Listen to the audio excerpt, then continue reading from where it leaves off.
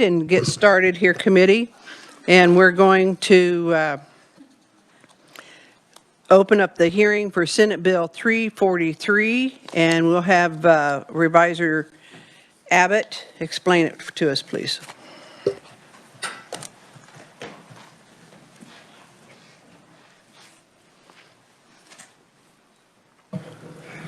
Thank you, Madam Chair, and good afternoon, committee members. Senate Bill 343 comes to you from the Senate, the Committee on Public Health and Welfare.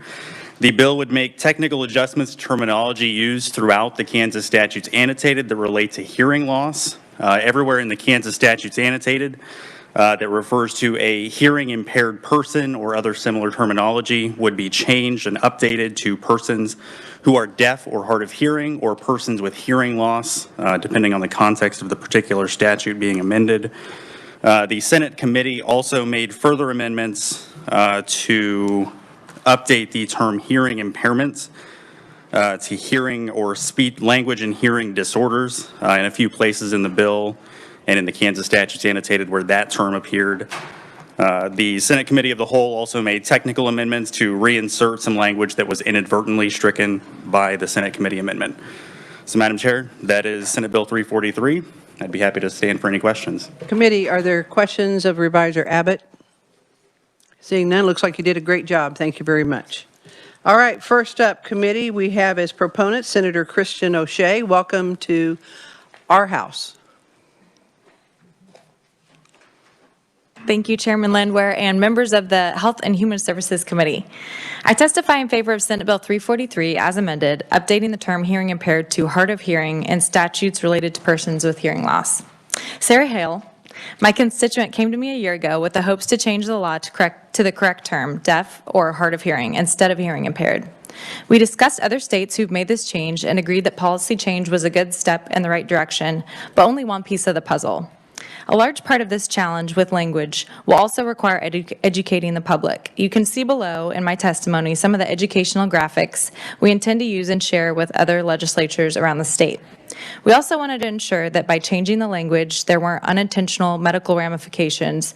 So we've worked with the Kansas Commission for Deaf and Hard of Hearing and the revisers to ensure these language changes don't cause issues with the original intentions of the bill. Finally, since introducing the bill, we've included other stakeholders in the conversation, the Kansas Speech, Language, and Hearing Association, and they brought helpful amendments that we were able to add on in the Senate. I'm thankful for my opportunity to work with these individuals in our Kansas deaf community, and I commend their work. I respectfully ask that this committee pass Senate Bill 343 favorably, and I do ask for pardon. I'm going to head to my Education Committee as soon as I'm done speaking up here. Thank you. Committee, are there questions for the senator? All right. Representative Blex.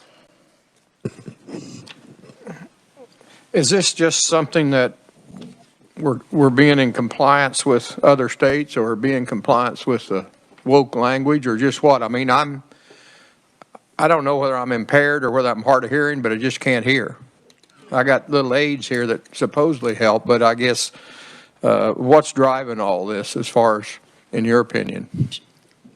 Thank you, Madam Chair. This is, so as you'll hear from some of the next proponents, but this is a part of the deaf community has changed this language a long time ago.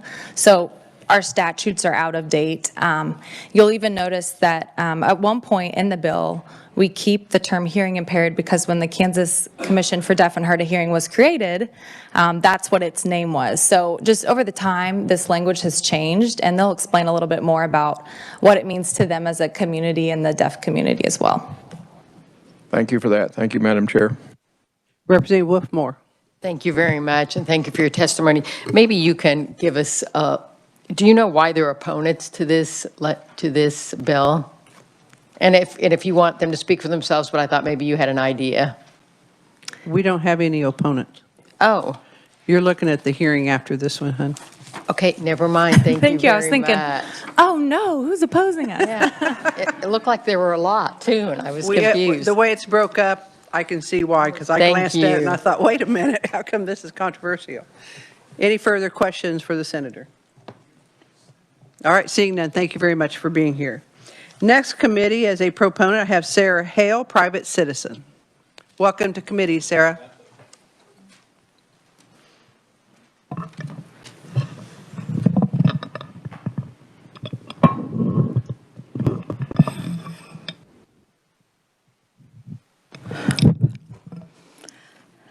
Wanted to make sure my interpreter was ready. She's my voice.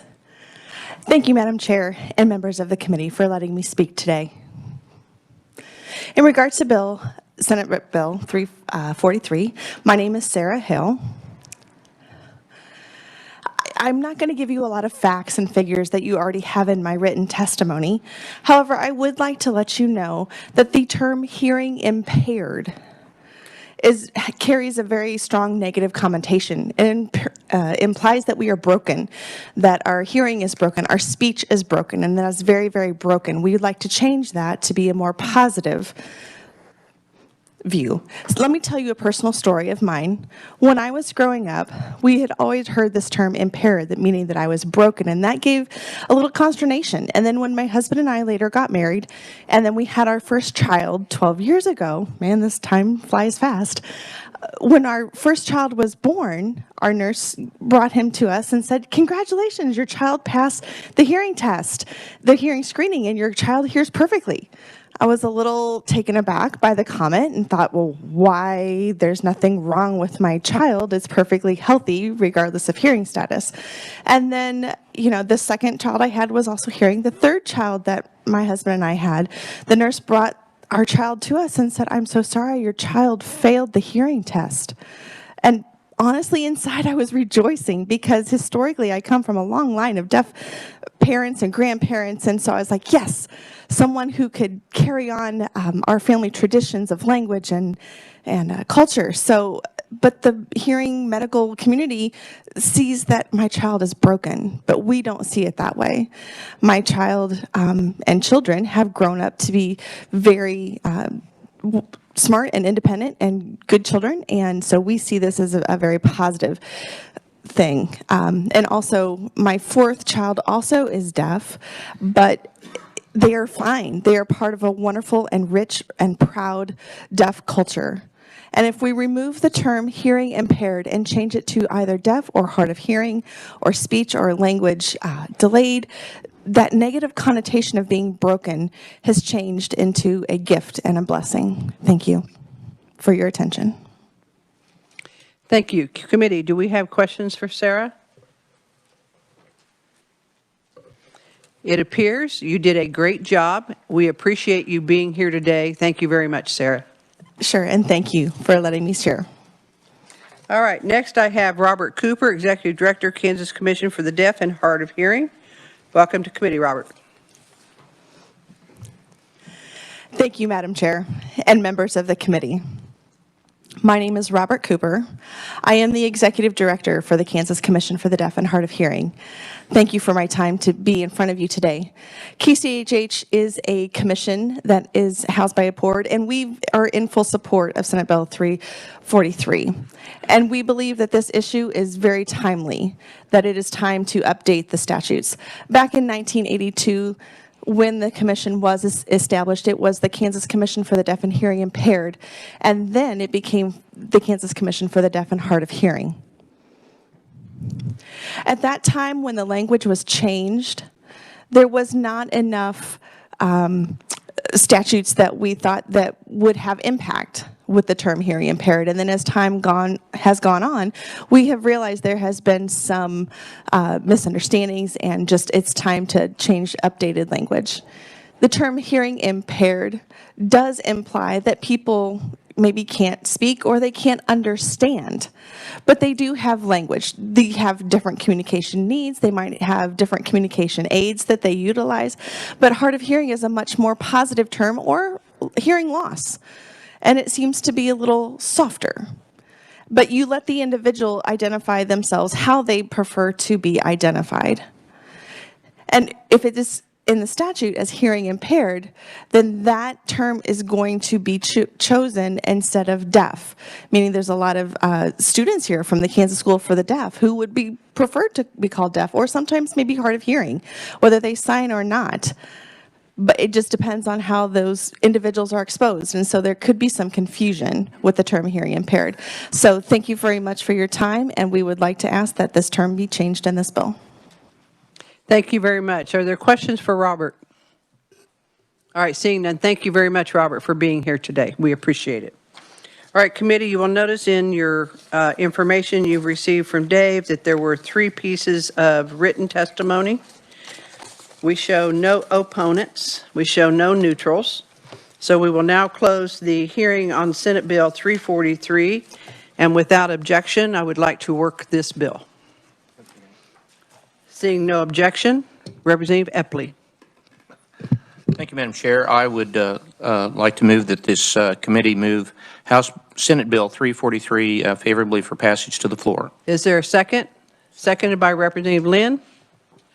Discussion, comments, questions? Representative Epley. Madam Chair, is there any reason as we attempt to pass this that we can't put this on the consent calendar?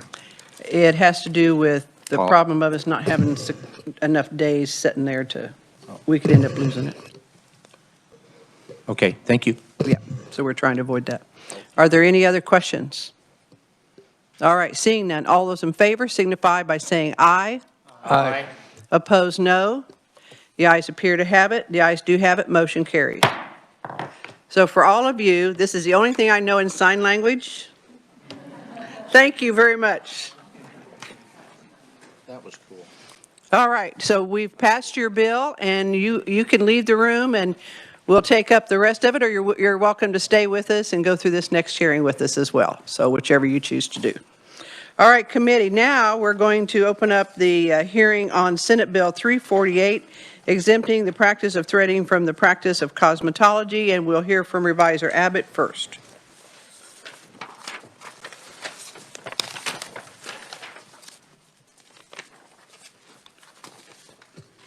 Thank you, Madam Chair and members of the committee. Senate Bill 348 also comes to you from the Senate Committee on Public Health and Welfare.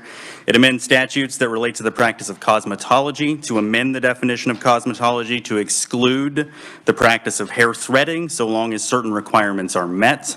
The bill also directs the Secretary of Health and Environment to develop a brochure containing information about infection control techniques that are appropriate to hair threading. This is similar to a requirement that already exists in current law for hair braiding practices, and would require an individual who wants to practice hair threading under this bill to complete a self-test portion of that brochure and to have that brochure on hand at the premises where they will be performing hair threading. Madam Chair, that is Senate Bill 348. I'd be happy to answer any questions. Question, are there any questions for Revisor Abbott? Representative Blex. Thank you, Madam Chair. Thank you for stating that. Do you know, is there going to be some kind of a separate license to do this or not? Is it going to be under another umbrella of another license? Madam Chair and Representative, so this would, when this excludes hair threading from the practice of cosmetology, that means a person would no longer need a cosmetology license to perform hair threading. So the only requirement to practice hair threading would be the completion of that self-test portion of that brochure. Thank you for that clarification. Thank you, Madam Chair. Are there further questions? Representative Lynn. Thank you, Madam Chair. Would they need to be an esthetician? Madam Chair and Representative, no. I believe the only requirement that would still be in place is that self-test portion of the brochure. Thank you, Madam Chair. Further questions? Nope, thank you very much, appreciate it. All right, committee, first up, I have Sam McRoberts, Litigation Director and General Counsel for Kansas Justice Institution. Welcome to committee, Sam. Thank you very much. My name is Sam McRoberts. I am the Litigation Director of the Kansas Justice Institute. I'd like to start off by saying that I currently with Jigisha Modi and a couple other people, and we have sued Kansas Board of Cosmetology in connection with this. But let me tell you a little bit about eyebrow threading. Some of us maybe have never seen it before or heard of it, but you take a piece of cotton thread and you roll it along the eyebrow and you remove a single eyebrow hair at a time. And it is quick, it is painless, relatively painless. And for some of the esthetician books, I'll read you exactly what the definition is. Threading, also known as banding, is an ancient method of hair removal that utilizes 100% cotton thread that is twisted and rolled along the surface of the skin. You don't use heat, you don't use chemicals, it is entirely safe. And even the esthetician books say that it is safe. And in fact, in one of the Milady textbooks, it says it does not cause trauma to the skin. Threading has been around for centuries. It started in Middle Eastern countries like Iran and India and Pakistan. And so when it came to Kansas, it was passed down from generation to generation. And that's how my clients understood how to perform threading. And so for one of my clients, Jyotsna Biscuitwala, she has performed hundreds, if not thousands of threadings, but she can't actually thread in her family salon without undergoing 1,000 hours of esthetician training. That's 1,000 hours. So if you want to use a piece of cotton thread in Kansas to remove a single eyebrow hair, it's a crime if you don't have a license. And in order to get that license, you have to undergo 1,000 hours of training at expensive esthetician schools. Some of those schools charge upwards of $16,000 to learn something that families already know how to do, and it's already safe. And you don't need 1,000 hours to know that if you're going to perform threading, you do two things. You don't reuse cotton thread, and you make sure your hands are clean. And there's no reason to have to spend $16,000 to learn that and go through 1,000 hours of schooling. Also, you would have to take 2 tests. And our position is that on those tests, the great majority of questions have nothing to do with threading, have nothing to do with threading sanitation. There are topics and things that deal with things totally unrelated to threading. And this has a very real impact for people in Kansas, for consumers, and for people like Jignesh Biscuitwala, Jigisha Modi, Jyotsna Biscuitwala, who just want to earn a living and be free from unreasonable regulations. And in this case, what this bill does, is it allows people like them who know how to thread to be able to do it safely. And I think that that's very important. It's already a safe esthetician practice, right? Because you're just removing eyebrow hair without wax or chemicals or heat or sharp instruments, things like that. And so this is an entirely appropriate bill, and it puts threaders in the same position as hair braiders. And a couple of years ago, or a few years ago, there was a case called the Braiding Maidens who were braiding hair at the Renaissance Festival, and the Board of Cosmetology tried to basically shut them down. And then the legislature came in and created this exemption for hair braiders. And that's what we're trying to do here, is to put threaders in the same position as braiders. And I would just say one thing. The first time I probably talked to my mom about this, she's in her 80s, she's like, oh, threading, are they using needles? They're not using needles. It's just a piece of cotton thread. And so for all of these reasons, we would ask you to adopt this exemption. I'm happy to answer any questions about this. And I don't know if the appropriate time is now or later. No, we'll go through the conferees on the proponents and we'll come back. Next I have John, is it Luth? Is that correct? Yes. Deputy State Director, American for Prosperity. Welcome to committee. Not why I always want to try to butcher your name, so I'm getting there. We'll get it. We will get it. Thank you, Madam Chair. My name is John Luth. I'm the Deputy State Director with Americans for Prosperity. And today I stand here representing thousands of grassroots activists across the state to ask you to support this bill.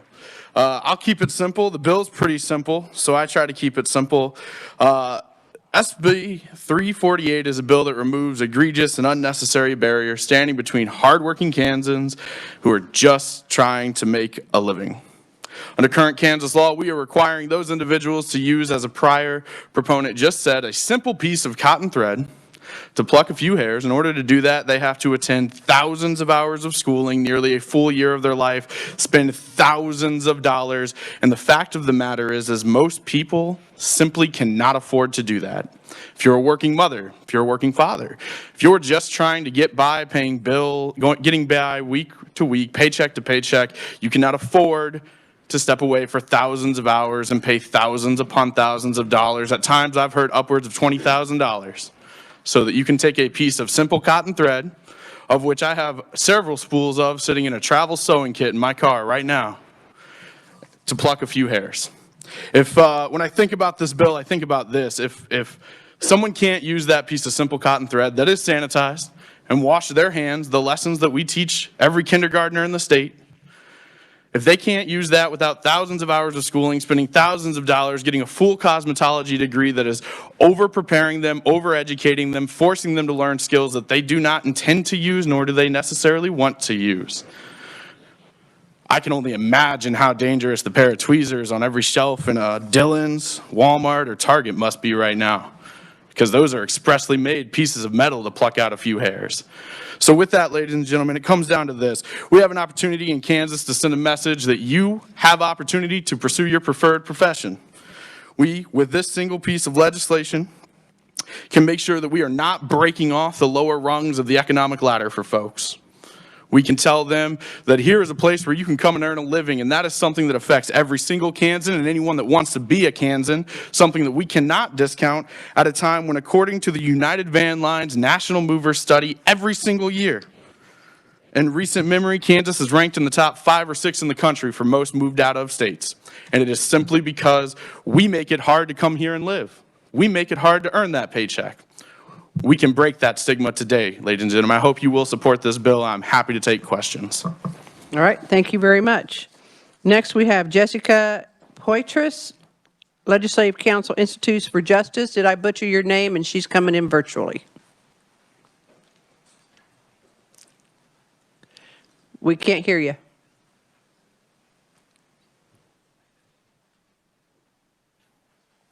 Can you hear me now? Yes, we can. Thank you. Thank you, Chairwoman Landwehr, and members of the Health and Human Services Committee. My name is Jessica Poitras, and I am Legislative Counsel with the Institute for Justice.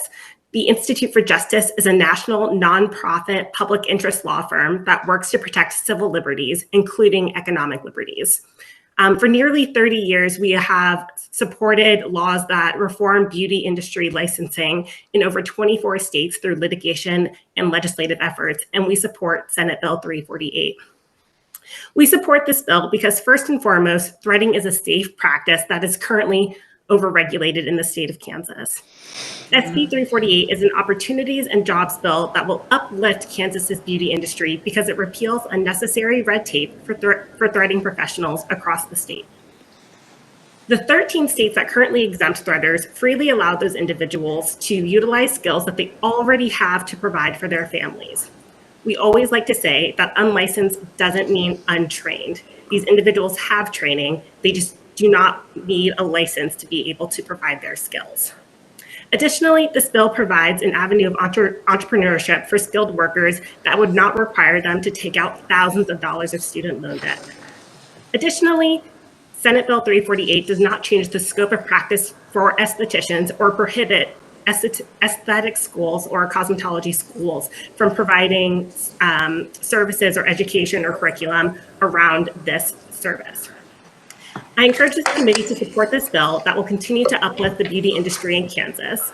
By repealing unnecessary license requirements, more entrepreneurs will bring their skills above ground and continue to further grow their practice and expand the industry in the state. Thank you all for the opportunity to testify, and I look forward to answering any questions that you may have at the appropriate time. All right, thank you very much. Committee, that's the only oral proponents that I had. I do have written only proponents. There's 3 of those in your packet as well. So now at this time, we will take questions. Any questions for the Conferees Committee? Representative Wolfmore and then Representative Clifford.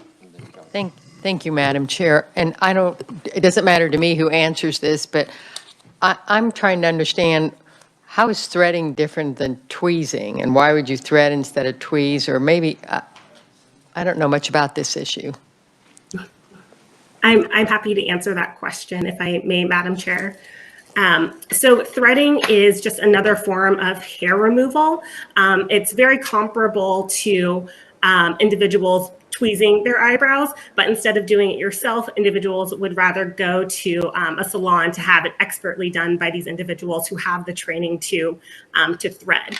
So for a lot of individuals who remove hair on their face, the the way that they used to do it was by waxing, but waxing, requires the hot wax being applied to your eyes, and it creates lots of friction and can cause allergic reactions and things like that. Threading is a safer option for most individuals because it doesn't cause those sort of reactions. It's quicker, and it's typically a lot cheaper than waxing and other hair removal services.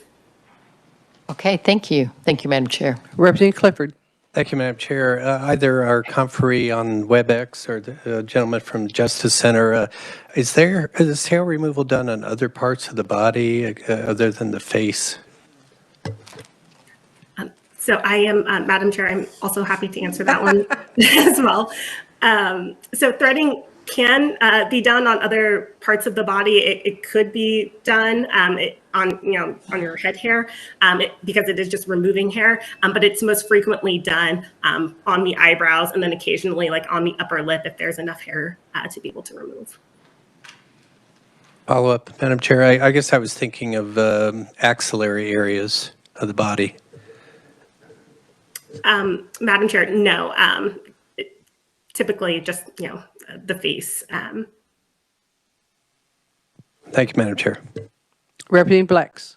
Thank you, Madam Chair. Do we have anybody in the audience that is doing this? I'm kind of confused about what this is. If maybe somebody can explain, maybe we could even do a demonstration on Representative Ellis. I could understand it a lot better. I mean, just what does that involve? I mean. So thank you, Sam McRoberts. I do not know how to thread myself, but because I've been living with this case, I know how to thread, at least from the way the textbooks say it. And so I'm happy to read to you what it is, and I included a picture in the testimony because I do think at first blush it's like, what the heck is threading? And so if you look at the picture in my testimony, you literally just take a piece of cotton thread and you twist it, and then you maneuver after you twist the thread, there's a little bunch in that thread, and you can open it and close it, and you're just removing an eyebrow hair. And I can tell you exactly what this is. It says, if you'd like me to, I'm happy to read to you threading technique from the Milady textbook. And this is what is used in esthetician schools. Okay, thank you for that. If you brought your testimony up on your computer, you'd see a better picture of that, Yeah. I think. Thank you. I appreciate your telling us how that works. It's kind of new topic to me. Thank you, Madam Chair. Representative Berquist. Yes, just a question. Is it because it's less painful? It's just a choice thing, or is it more comfortable?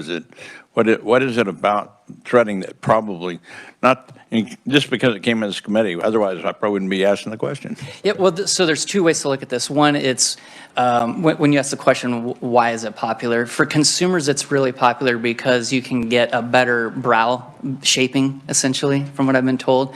And so you can be a little bit more precise. But also, it's, as Ms. Poitras said, for a lot of people, it's safer than doing wax.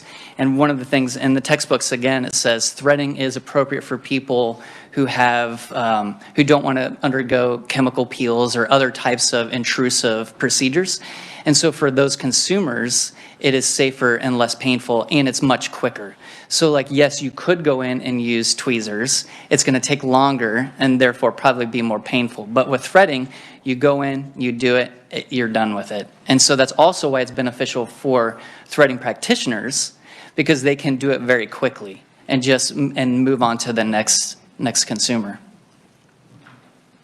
Madam Chair, Yes, go ahead. Go ahead.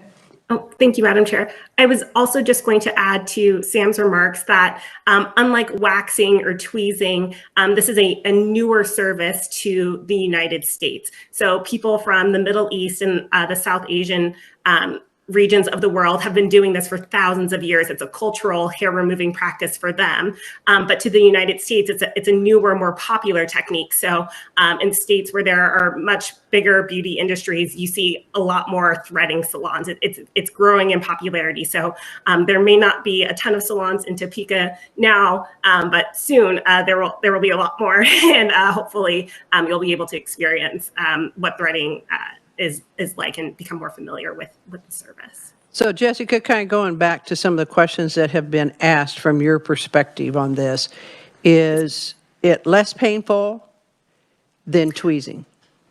So, Madam Chair, I think it depends on your pain tolerance. From personal experience, I prefer threading to tweezing. It's quicker and it does give a much more defined brow, and it doesn't cause that irritation that waxing does sometimes. All right, Representative Turner. Thank you, Madam Chair. I guess my question is for Mr. McRoberts, but I think I may have heard in the earlier. You had mentioned that this is kind of a generational thing that's handed down, and I was just wondering, is it a bottleneck to have qualified trainers? You mentioned that of the 1,000 hours that are currently being required, all but 7 of them are on things absent this. So somebody needs to train them in 7 hours. Has it been a bottleneck to have qualified people to do training in the cosmetology? The way that I understand the question, it's absolutely a bottleneck because it is very difficult. So threading costs about $12 to $15. And so for a lot of people, it is practically impossible to spend $16,000 and 1,000 hours of schooling to try to do something that they already know how to do. And so it's really preventing people who know how to do this to enter the marketplace. And that's a problem. And I put this in a footnote in my testimony, and it's particularly problematic because occupational licensing has disproportionately impacted minorities and other economically disadvantaged groups. And so that is part of the problem we're dealing with here, is that even if you know how to do this, like my client knows how to do it, it is almost the definition of insanity to pay $16,000 to try to sit through 1,000 hours of classes on something you already know how to do. So it's absolutely a bottleneck. Okay, thank you. Thank you, Madam Chair. Representative Haswood. Thank you, Madam Chair. I have a question, but just want to provide a little personal testimony. I can't get waxed because my skin is sensitive, so I resort to either threading or tweezers, but also I have like 5 pieces of hair, so I draw on my eyebrows. And it's often used for people who want to get rid of facial, like mustaches and stuff. So I notice, and especially in the younger people too, eyebrow threading is definitely the thing to do, especially when you're going to get your nails done. But I think maybe the concern is they have a whole store like eyebrow art in the malls right next to maybe a nail salon. Is that kind of where a lot of this concern is coming from, just like getting that type of profit? So the concern, I don't know where the predominant concern is, but I can tell you the story of Jigisha Modi. And so that's who I represent. Jigisha Modi immigrated from India to Kansas, and same with her mother-in-law, Jyotsna Biscuitwala. And Jigisha has a hard time finding licensed threaders. And she wants to hire her mother-in-law to work in the family salon, but she can't do that because of this licensing requirement. And so that is a major problem. And so it's a long way of answering. I'm not, yes, it's going to be a factor in malls, but my clients operate out of a Walmart. And so it's a pretty awesome business, actually, if you go in and take a look at it. Thank you. Thank you, Madam Chair. Madam Chair, may I also respond to that question? Yes, Jessica. Thank you. Also, so threaders typically, due to the overregulation and the need to pay thousands of dollars to go to aesthetic school to be able to have a license, currently work in underground economies. So so it's very similar to the braiding issue before the license was repealed in Kansas. So there are threaders. There are many individuals who know how to provide these services. They have the skills and they want to. They just can't do it legally. And so currently they're working underground and not being able to have their businesses legitimized. And therefore, it opens up this Pandora's box for them, right? So whether or not they're afraid of getting enforced against by the board for not having a license, or being exploited by their consumers for not having a license. That's why this bill is so important, because it would legitimize their businesses and bring them above board so that they could legally provide their services. All right. So Sam, where does one go to learn how to do this? Well, right now, it is, you got to go to school and get your license that way. But as I mentioned earlier, it is typically passed down from generation to generation. So I guess there are two ways to think of it. One, it's schools, but our belief is and our impression is that schools are not teaching threading, because for a long time people didn't know how to thread, and then when they become licensed teachers, they didn't know how to thread. So it's very difficult to pass that along in schools. So really the place where we're finding people are learning how to thread is through their parents or cousins or other relatives. All right. Further questions, committee? All right, seeing none. Thank you very much. All right, committee, now we're going to start on the list of opponents. Virtually, I have Nicole Hines, Vice Chairperson, Kansas Board of Cosmetology. I can get it out. I know I can.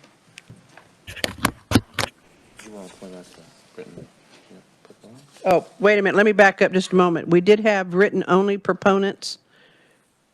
No, I already did that. 3 of them. Yes, I already did that.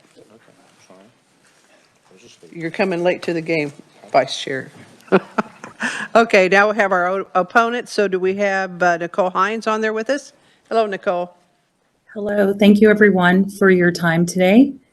I just want to start by saying that there are actually 3 different types of ways to thread. One is using the hands. All 3 are with tension. One is using the hands. Another is to have the thread around the neck, and there's a movement that you do to remove the hair that way. And the third is with the teeth. The thread is actually put in the teeth. And again, there is a tension and the removing of the hair. So I just want to make that clear. It's much more than just a simple piece of thread that is involved. Sometimes even with threading, tweezers and cuticle scissors will be used, because in any type of brow work that you're going to do, there are going to be hairs that are going to be long that are going to have to be trimmed, as well as there will be hairs that will break off and they'll have to be, tweezers will have to be used to remove those.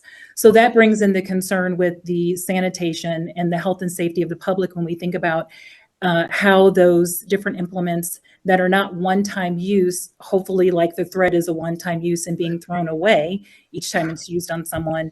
We do have other implements. There will be other implements that will be used in order to execute a service. So we've got soap and water, barbicide, alcohol, proper storage of the thread, which hopefully is not just sitting on a counter exposed to everyone where there are germs and bacteria, but actually stored in a proper container.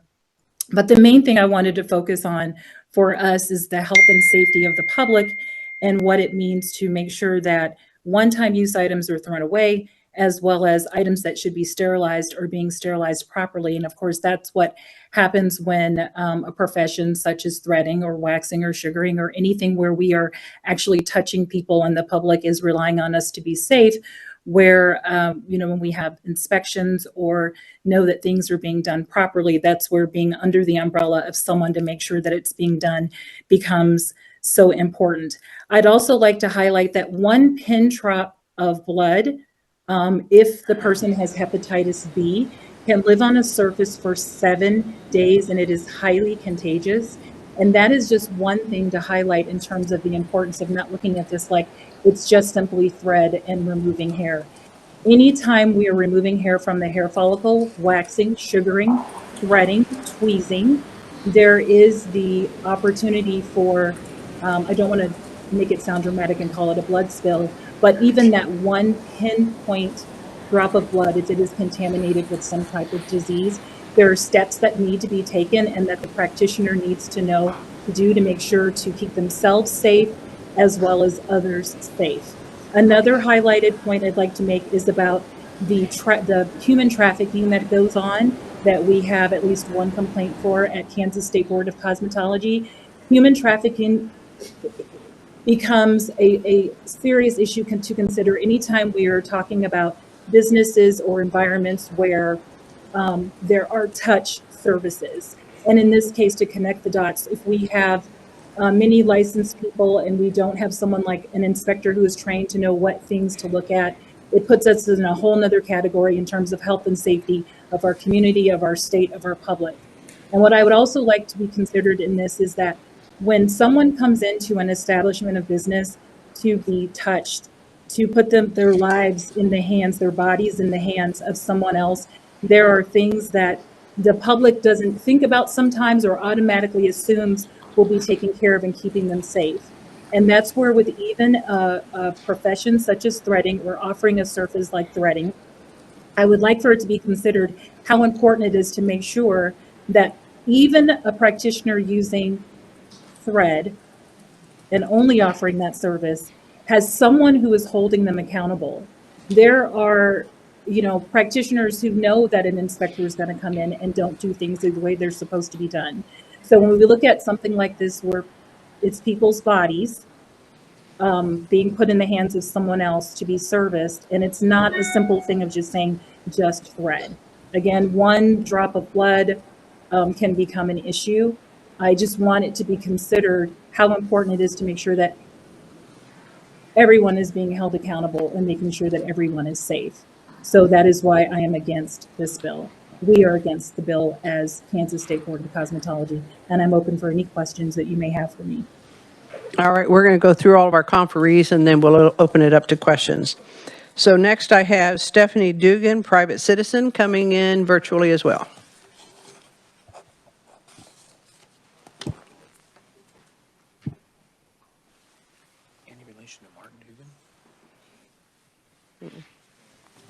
We can't hear you. Sorry about that. Thank you, everyone, for, thank you, Madam Chair and the members of the committee to allow me to let you and tell you why I'm opposed to this Senate Bill 348.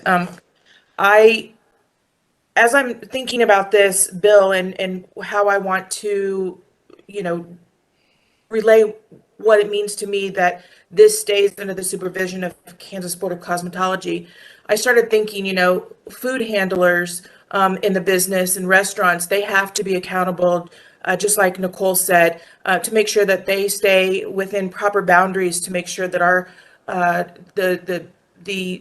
their customers and our community stays safe, as well as people like doctors or anybody that deals with things that could contain bodily fluids or blood. And so, even though this is a specialty service, I know that there was a comment that was made that was said that it's a generational thing, which I totally agree with. But I do have people that I know that are licensed that did not learn this by generations. They did learn it in a school environment. So it is being taught in schools. And, even though it is, like I said, a specialty service, that does not exclude the fact that we still have to make sure that ourselves, along with our guests, are protected. And that comes along with the proper storage of tools to perform this service, the proper disposal of single-use items, those items that are being reused because they can have multiple uses and be used after each client, they need to be properly disinfected. And, the skin structure actually needs to be considered when doing these threadings. If anything goes wrong, there are repercussions to things like this that can go wrong. And, I believe that because the safe practices of this disinfection and sanitation should be and remain under the guidance and supervision of the Kansas Board of Cosmetology to make sure that everybody is doing what they can to keep everyone safe. And yes, that's all. Thank you. All right, thank you very much. Next I have Susan, is it Wertel? Wortley. All right, welcome to committee, Susan. Welcome. Madam Chair and members of the committee, thank you for allowing me the opportunity to testify in opposition of Senate Bill 348.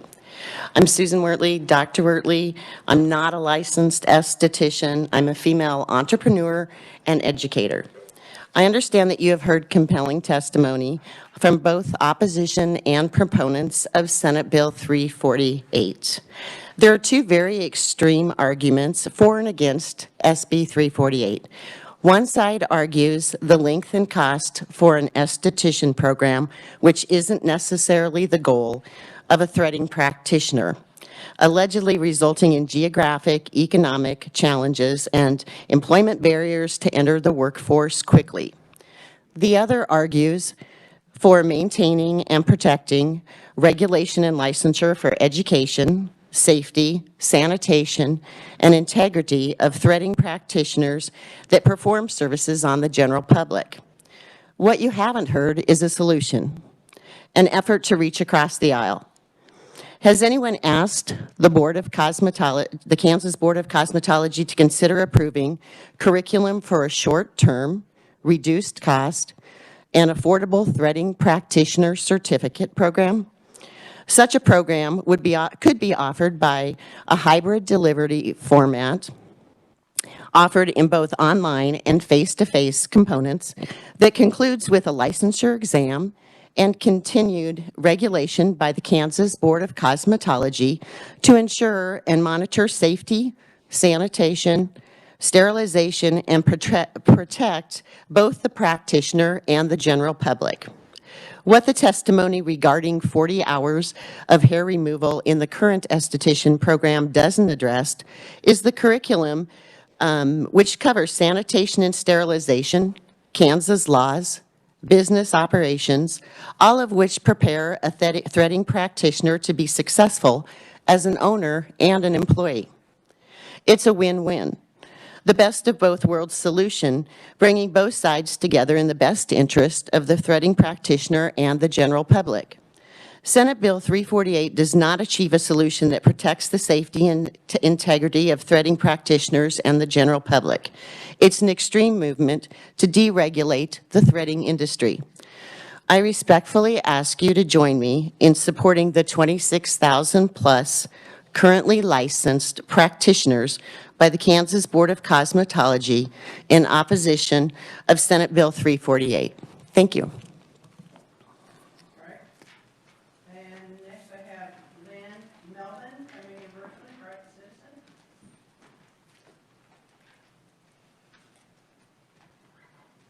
I believe she said Lynn Melvin. I couldn't hear. Is that correct, Madam Chair?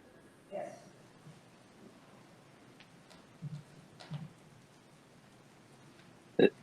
I'm not able to hear. I apologize.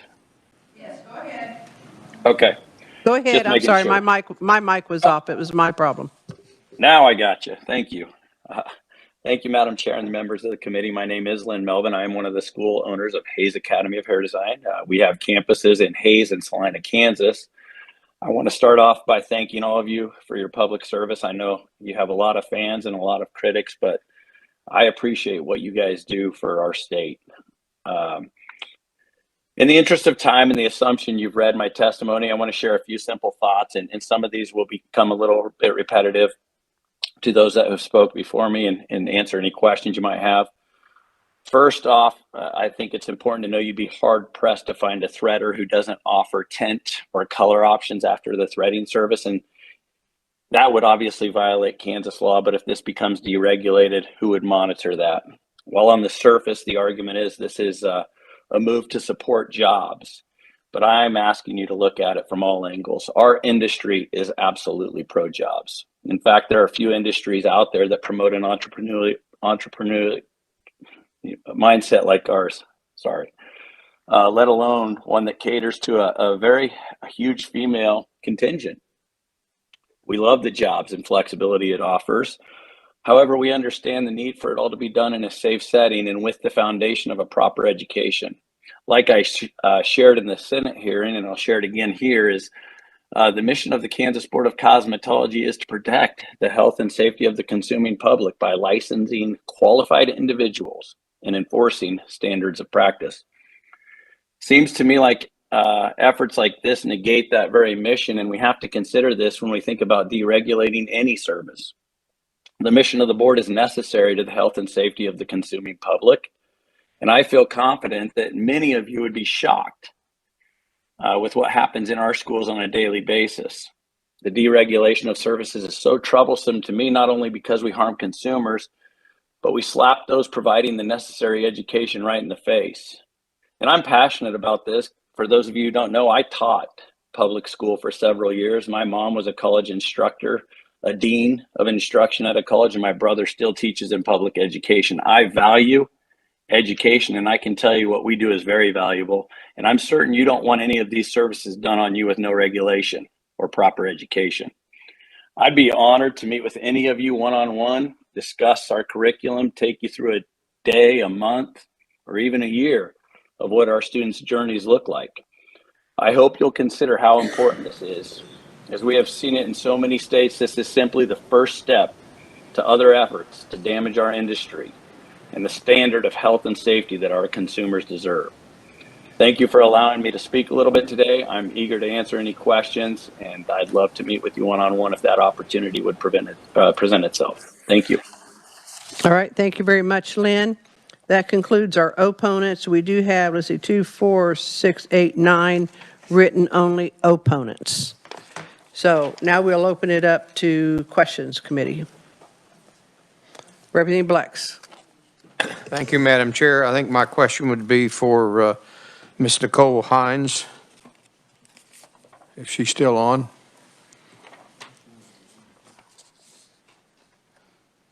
Are you with us, Nicole? I am. There she is. Okay. Okay, thank you for your testimony. I guess I have a couple of questions, and you raised some concerns about a drop of blood and certainly leaving a thread in an unsterilized situation on the counter. Do you feel that if we went to a self-test, that these items could not be, if this bill passes, it's going to require you guys to develop a brochure, or KDHE. Could not those issues be addressed in that self-test brochure? Honestly, to me, just by saying self-test says it all. It's a self-test. It's, I don't even like honestly, the term for that doesn't seem quite right. Like if you want to call it a checklist to kind of go by, if someone wants to hold themselves responsible enough to do that, that's one thing. But even a self-test, like who's doing it, when, where, and how, and if the answer is wrong, what are they correcting? Like what's really going on with that? So it's, for me, and I think also for what we have dealt with on the side of braiding with that, it's not very useful. Okay, I'll follow up. Thank you, Madam Chair. I think it's probably a little unfair to bring in the human trafficking aspect of this. So we're not talking about human trafficking. We're talking about a procedure, and that kind of, to me, is a little bit overkill. And I guess I feel personally that we regulate a lot of things that we probably should not regulate. With social media the way it is, if I get a bad haircut or I get a bad meal at a restaurant, quite frankly, it doesn't take long for me and other people not to go back. So I think we're in a period of over-regulation, and quite frankly, I'm going to be supporting this bill. Thank you. Committee, are there further questions? I'm so sorry. I apologize, but I submitted written testimony, but I'm here to speak, but I submitted also. So I don't know how I was Did you sign overlooked. up? I did. When did your testimony come in? It came in at 8:30 on Friday morning. What name? Ashley Hoffmeyer. All right, go ahead, Ashley. Thank you. I apologize. Madam Chair and members of the committee, thank you so much for your time. My name is Ashley Hoffmeyer. I am a recent graduate from a licensed beauty college in Kansas. Prior to my schooling in the aesthetics field, I worked as a certified crime scene investigator for 14 and a half years. I maintain a Bachelor of Science in Forensic Science and Biology, and I have experience working in both Missouri and Kansas. I thank the committee for taking the time to hear my testimony here today, as I consider this attempt to deregulate a service from our licensing statutes to be very concerning for the consuming public in the state of Kansas. I want to start with sharing. I hope everyone on this committee takes a pause on this thought of deregulating a beauty service in our state. There are many reasons this industry is regulated, with the most important reason being to protect those receiving services. Hair removal is one of the more invasive services in a licensed practice, contrary to what the proponents of this bill would have you believe. There are many contraindications to consider before any hair removal service is performed on a client. My recent training provided me with the understanding of the many steps essential for infection control as well as blood exposure events, and why these steps are so critical to ensure a client is well protected from potential harm. Prior testimony in support of this bill used EMT training as a comparison. This concerns me for a myriad of reasons. First, these industries are not directly related and should not be compared. From the outset, it could seem like the argument is that an EMT training is more important than aesthetics training based on how this was delivered to you, our legislators. EMT training is important, and those trained in this area are well respected. It is important to share that those licensed in aesthetics are also very well respected. It has been stated that the requirement to become an EMT, an emergency medical technician, consists of merely 150 hours of training. Having worked alongside those in that profession for 14 and a half years in both Kansas and Missouri, I believe this to be misinformation. In Kansas and Missouri, fire departments and emergency care services require a minimum of 150 to 220 hours of in-person educational training, followed by rigorous continued hours of on-the-job training. Also, there exists a difference between EMT and a paramedic, as EMTs are considered a support role and are not able to administer IVs or medication and can only assist. Employers of first responders and emergency personnel are moving toward more advanced training and stricter regulation, as society puts more pressure on these providers to keep both employees and citizens safe. Deregulation in the field of cosmetology and aesthetics is a dangerous and slippery slope. In a human contact profession so deeply rooted in science, we must require extensive education and training. Without it, I believe we will find ourselves dealing with exposure events, ill-trained providers, and employees who are taken advantage of. We should be striving to evolve and advance this field as we head into the future. Deregulation would create a detrimental step back. I truly appreciate your time and consideration. Thank you very much. All right, now, committee, Representative Wolfmore, questions. Thank you, Madam Chair. I have two quick questions. My first one is for, I think it was Nicole Hines. With the cosmetology? I board? believe Yes, so, that's who Nicole. mentioned this. I thought I was getting the hang of understanding what threading was. Then she mentioned you could do it with your teeth somehow, so maybe you could explain that a little more. So when you're threading, it is a tension of the piece of thread. So you twist it, and then you've got to have a way to have that tension. So as has been expressed here, that it's passed down from generation to generation in certain from certain countries. There's different techniques. It's not just with the hands. So with the hands, you take it and you take the thread and you twist it and you move it back and forth to remove the hair. But you can also put the thread, and some people do this, put it around the neck, and that's where you get the tension, and there's a moving back and forth of the neck and the body with the tension of the thread. The other way is in the teeth, which is, we're not even getting into that. We're not even having a conversation about the ways we wouldn't want people to be able to thread. We're talking about letting them do what they want to do altogether anyway. So this is one that's very concerning, but they actually put the thread in their mouth and do that same motion back and forth with the thread in the mouth, because there's a tension to pull, to be able to wrap the thread around the hair and pull the hairs out of the body, out of the skin. Okay. And I have one. Thank you, Madam Chair. Thank you. And then my second question was, I think the last gentleman mentioned the tinting. So I know many times when you have eyebrows done, whatever method, then they do tint it with dye. So would a person who's doing the threading would then have to have a license to do the tinting? So that wouldn't, because I definitely understand the reason to have a license for that, dye around your eyes. So that would require a license, correct? Absolutely, because we're just having a conversation about allowing unlicensed people to thread, period. And there's going to be the need to do other things. That's why I pointed out there are one-time use implements or tools that will be used, like the thread, that is hopefully being thrown away and not reused on person after person, because as I highlighted, there's those pin drops of blood that could be shared from person to person, or even if it's not blood, just other, we have mites that live in our in the hair on all over our body, but in our eyebrows and our lashes, there are mites. There's many things that can become problematic, but that's why I was highlighting that tweezers and shears would also be used by threaders, because it's much more than just removing the hairs out of the skin. There's other steps, there's other things that have to be done in an eyebrow service that's not being addressed by, some people who don't actually do this service. Okay, thank you very much. Thank you, Madam Chair. Committee, are there further questions? All right, seeing none, that will close the hearing on Senate Bill 348. Is there objection to working Senate Bill 348? All right, seeing none.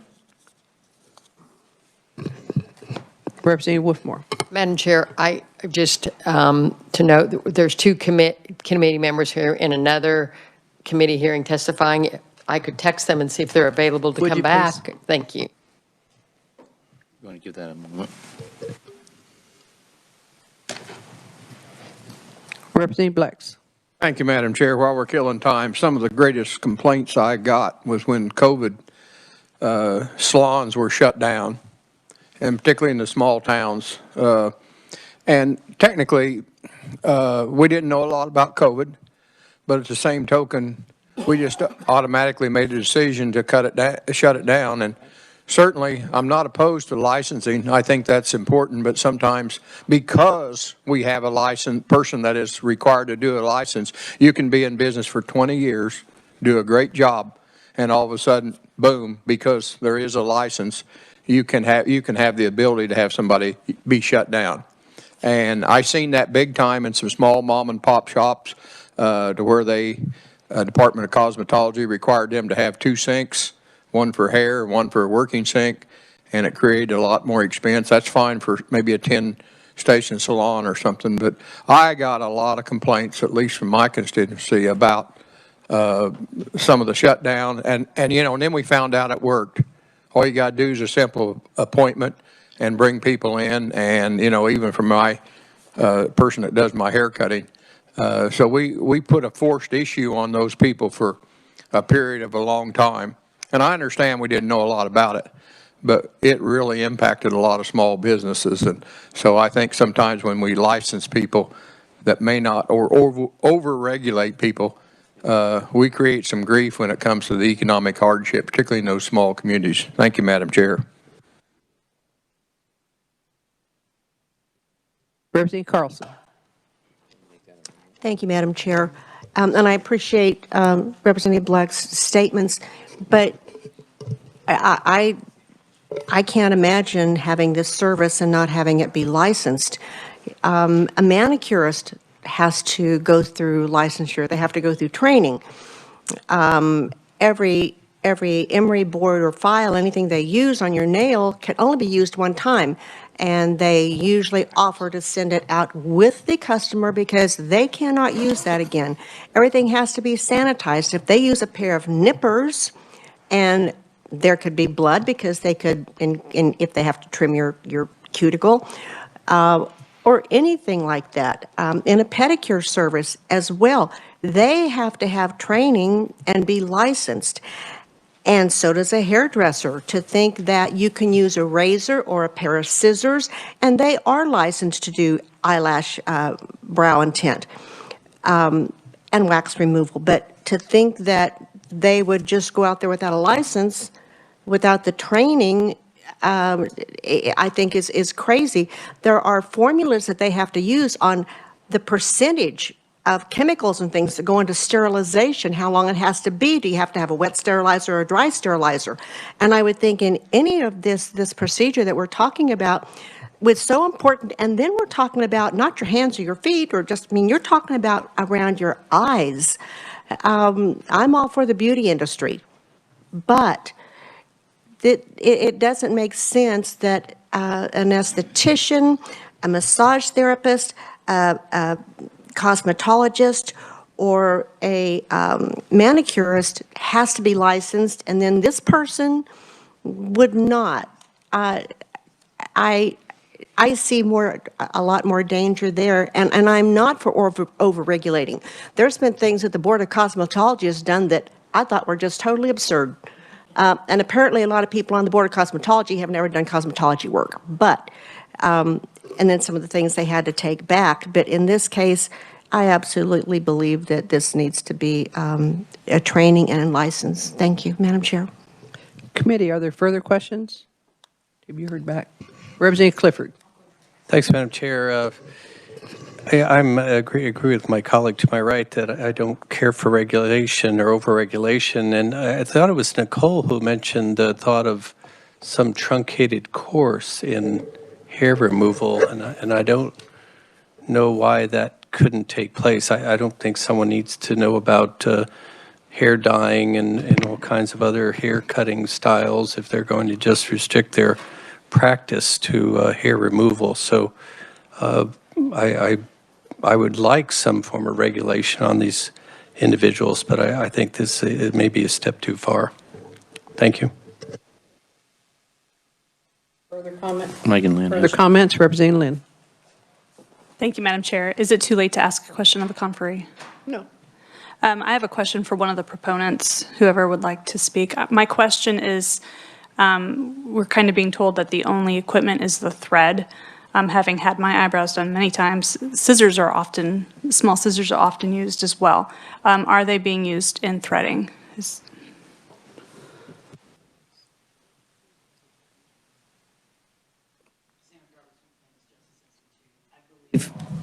Thank you.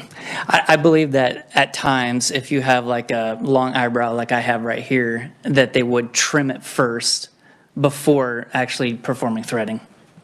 And that's reflected in this exemption as well.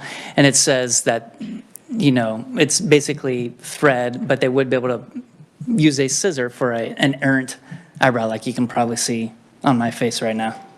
And if I may, are they held under the same protocol for sanitizing those instruments? This is what I think is most important, and I feel like with respect to the questioning, the KDHE is going to develop this brochure, and the KDHE is going to make darn sure that anybody who's performing threading understands that you cannot use dirty scissors, that you can't reuse thread, that you have to wash your hands. And this is not going to be developed necessarily by the board. It'll be the board in conjunction with the KDHE. And so the KDHE is going to make darn sure that people are safe. So when we talk about, this isn't just a free-for-all, you know, if this bill passes, it's not a free-for-all. It's going to be carefully created by the KDHE to make sure that people understand that they have to follow sanitation guidelines. Thank you, Madam Chair. Are there further questions or comments? Representative Epley. Madam Chair, I don't have this prepared, but I'm asking people if they have a copy of their bill to pull it out and look at page 3. I'm going to propose an amendment. It's on page 3. We have to open the bill first, don't we? Oh, I thought we had done that.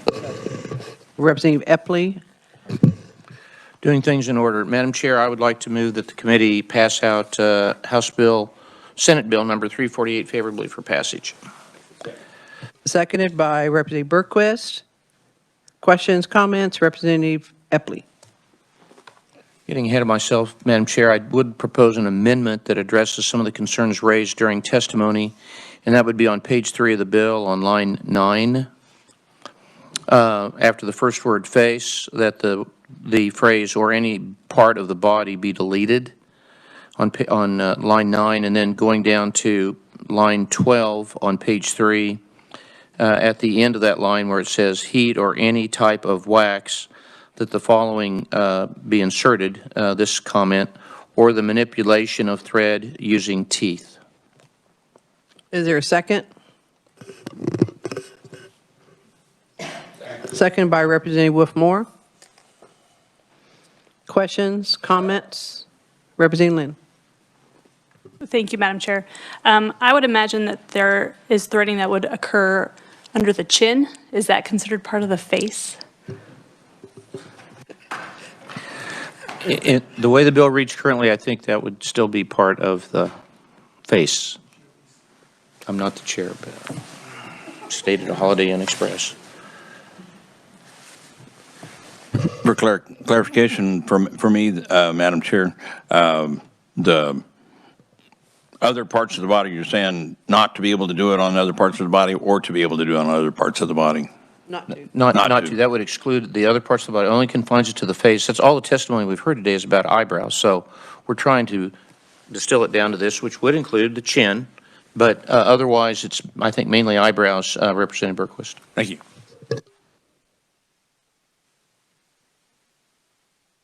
We just never know what we're going to give our revisers to look at.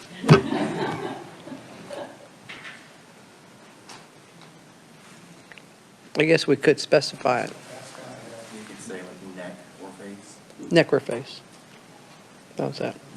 Just say face, just face. Where does the neck end and the shoulders begin? Right here. Let's just. How about nothing below your shoulders? I like it just the way it is. Representative Reese.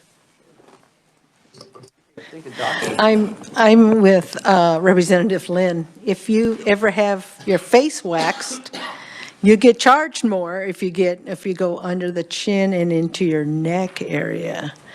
So there is a distinction if what face encompasses. Just throwing that out there.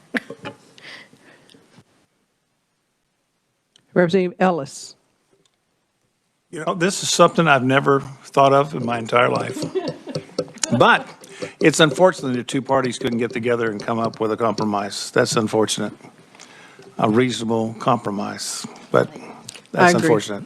Representative Turner. Representative Turner. Thank you, Madam Chair. I'm not sure if this is a question, but I guess it is a question to the amender of the bill. But it seems like, I'm assuming that this bill was conceptually built given the range of services offered by these threaders. So it seems as though your amendment would basically cut in half the population of folks that do this into those that work from the neck up and those that do some things beyond that. Is that fair? And those below the neck would have to have a license, and those above the neck wouldn't have to have a license. Is that correct? Yeah. Well, this is getting a bit hairy. I think this is, I just couldn't help myself. It's a bit of a characterization, and I think it just sets forth the limitations and as far as licensure and no licensure. So the answer is yes. It would create two classes. There'd be the above the neck class and the below that would need a license. Is that fair? You want?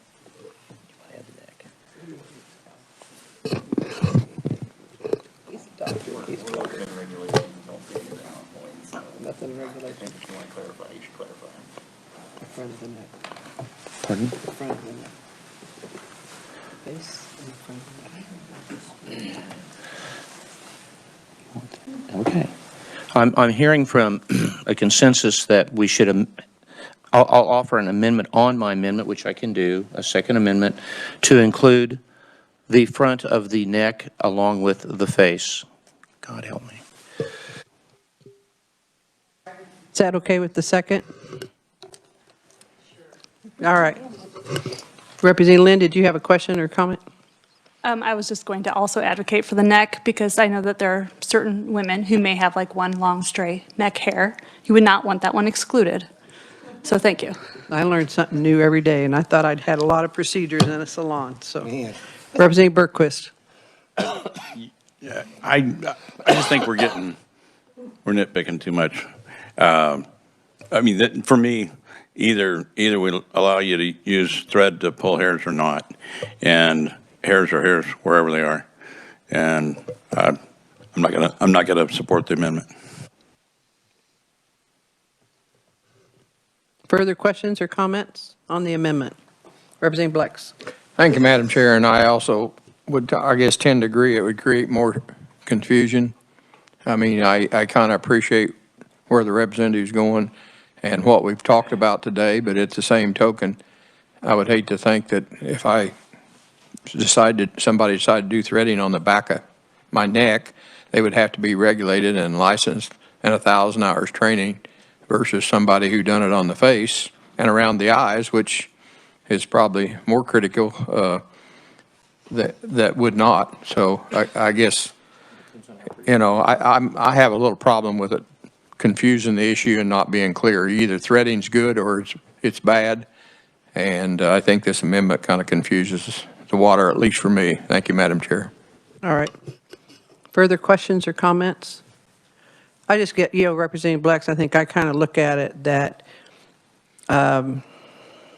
there are a lot of differences when you take and you go below the neck. And that's kind of why this amendment came about. So there's a lot of places that waxing is done, that shaving is done, that tweezing is done, that this may not be appropriate. Further questions or comments? Representative Meyer, there we go. I'm going to get this down, Representative. I apologize. That's quite all right, Madam Chair. We'll get there one day. And I'm sorry we were a bit late. I do have a question about this particular amendment. Had there been previous discussion about arms and legs prior to this that I missed? Because it seems to me, in my experience, having gone to the salon a few times for services, that the arms and the legs are not something that I would be as concerned about if we're talking about sanitary concerns. There are other regions of the body I may not recommend threading personally, but I would be concerned with this amendment that this would require individuals who are doing threading of the arms, the legs, and possibly the armpits, that it would prevent them from doing so when those are pretty reasonable areas to have threaded. So I'm not sure if I'm offering something exactly, but just kind of a question and a clarification on what the intent was with that. Well, in the original bill prior to the amendment that we're on right now, on page 3 on line 9, it said hair removal from the face or any part of the body. And some of us felt a little bit uncomfortable with taking it that way. I think the discussion for a long period of time has been eyebrow threading. And, you know, I think that this is probably a good place to start. Then we can see if there are issues or problems that take and arise, et cetera, and then it could be looked beyond that. But I think this was kind of a balance for a comfort zone for people, so it wouldn't be just any part of the body. Sure, I understand. Just for the record, I do want to say that personally, I don't believe that arms and legs are too dangerous to thread. Thank you.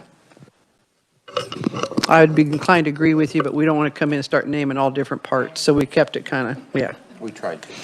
Yeah, we tried, but we didn't want to go there. Are there other further questions or comments? All right, Representative Epley, you may close. Madam Chair, I close. All those in favor of the Epley amendment to change on page 3, line 9, to delete or any part of the body. On page 3, line 12, at the end of heat or any type of wax, we would add or the manipulation of thread using teeth. Also the front of the neck, face in front of the neck. Oh, and then in front of the neck would be included in there, in face. Questions, comments? All those in favor signify by saying aye. Aye. Opposed, no? No. The ayes appear to have it. Ayes do have it. Motion carries. Representative Epley. Thank you. Madam Chair, I move my motion to pass this out as amended. Is there a second? Second, right, Representative Kelly. All those in favor signify by saying aye. Aye. Opposed, no? No. Ayes appear to have it. Ayes do have it. Motion carries. All right, committee, that concludes our agenda for today. And I believe, what do we have up tomorrow, Dave? We don't know, but we've got something up tomorrow. So we're adjourned till 1:30 tomorrow.